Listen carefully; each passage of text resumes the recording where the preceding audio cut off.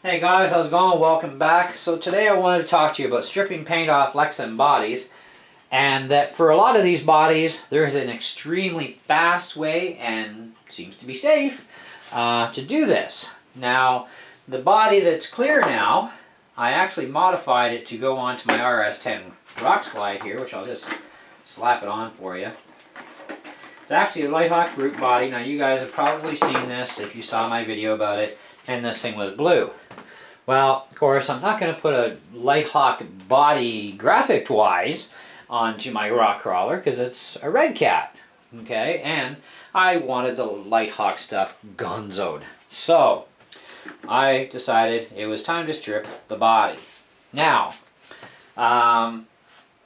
these bodies, shells, even from litehawk, still have the Lexan protective cover stuff on them. I actually got stupid and removed mine, but you know what, I kind of liked it because then I got to see what the true color of the body is, because they kind of have a bit of a dull finish to them. You know, they're not shiny. Well, boy, do they ever eye pop when you pull that stuff off. So I'm going to have to retape this one. But I also did not want to do the brake fluid method, because by the time I'm done, I'm going to go through about $30 or $40 worth of brake fluid. You know, probably. I'm going to go through a lot of it. A lot of shop rags, and it takes hours and hours to do it. And I thought, I have got no patience for that. And so I thought I'd check out the shop, see what I had. And I've got some stuff called Permex Gasket Remover. You use this stuff on engines to take off old engine gaskets and stuff. Well, on the can, it didn't say that it was dangerous to plastic, but it did say that it'll strip paint. And I thought, okay, I've used this stuff before, and I knew it ate paint. Just didn't know how fast. So I tested a spot. Now this is what you got to do. My little disclaimer here before we go any further. Because I did this does not mean you should. Check your body shell out first. Make sure it's a soft, pliable Lexan and that it's fairly thick Lexan. Because if you have something that's a hard Lexan plastic and very thin, or it's flexible but thin, this may or may not work right. I do not know for sure. So it's at your own risk, okay? I took the risk and it turned out to be a benefit, okay? Anyways, so on with our video. So I had some loose shop towels too, which worked out to be great. And there's a lot of paint on this thing. And now any of these graphics here where it says Brute, Litehawk, the mountains, that stuff, that is not paint. That is actually like a dip that they do first, and then they paint the shell. So that stuff is not going to come off very easily with the gasket remover. However, I did try the next chemical up, carbon choke cleaner, and stripped it off about that fast. Bingo. Now, the entire process, start to finish, including giving it a bath in soap and water after to clean all the stuff up, took me about a half an hour tops. That's way better, and it was only about a half a can of gasket remover total in use, and maybe about 14 shop towels roughly, okay? And I got my body ready to go. I do have a couple of little teeny spots that I can just, you know, wipe off, probably get it off with my thumb easy enough, but I'm going to just take a little bit of choke cleaner and clean off that rest. But the choke cleaner hauled off all that dipping stuff. Now there is a bit of an embossing into the plastic a little bit, I guess, from that process, the dip process they do, whatever it was. I'm just guessing it's a dip, you know, to get those other graphics on there. But anyway, this stuff is likely not going to be seen on my body when I paint it anyways. And if it is, it's going to be so faint, I'm not even going to really notice unless I'm really looking for it. So now my body is ready for my rock crawler for paint. And so all I got to do is grab some tape, and I'm going to have to tape off my body because, like I said, I took off that protective coating. If you notice on the RS10 rock slide, where the cuts are, you'll see this furry type stuff. Well, that's actually plastic that you can pull off. So if you're going to redo your RS10 rock slide, don't pull this off.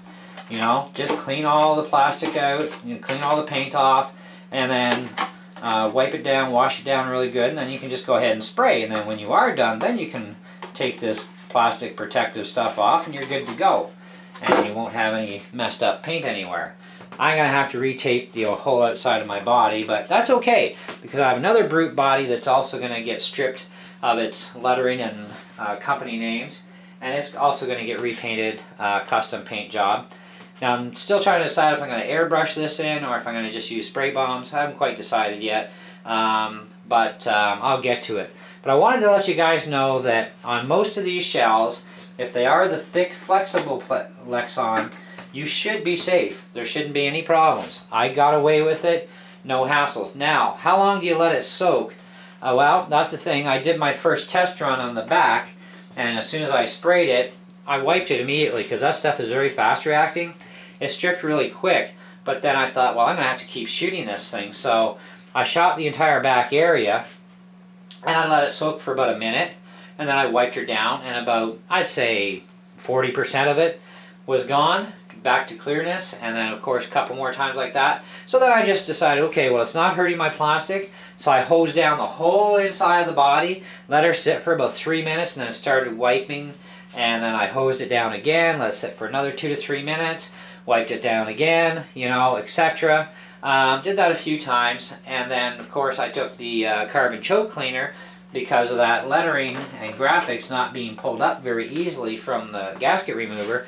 I used it and it started stripping paint along with that lettering. So I'm like, that's really cool. Now, the carbon choke cleaner by itself is probably not going to just take the paint off, until it's been actually eaten into and broken up already by the gasket remover. So I don't think I'd try that. But when I do go to strip the next shell, I promise I'll do a video on it, of me doing it with these chemicals. Today I just wanted to show you the results and let you know some chemicals that you can use. So if you do want to try this yourself, use a small area first that you're not going to care about.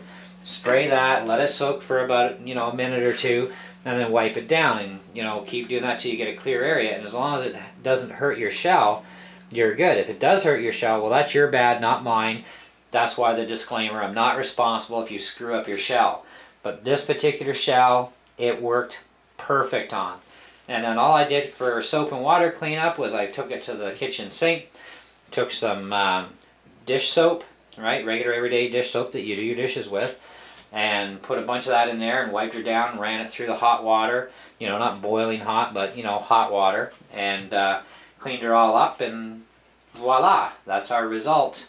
And half an hour worth of work instead of several hours, lots of scrubbing, and it's a real pain, right? So this is going to be a really cool shell for this red cat.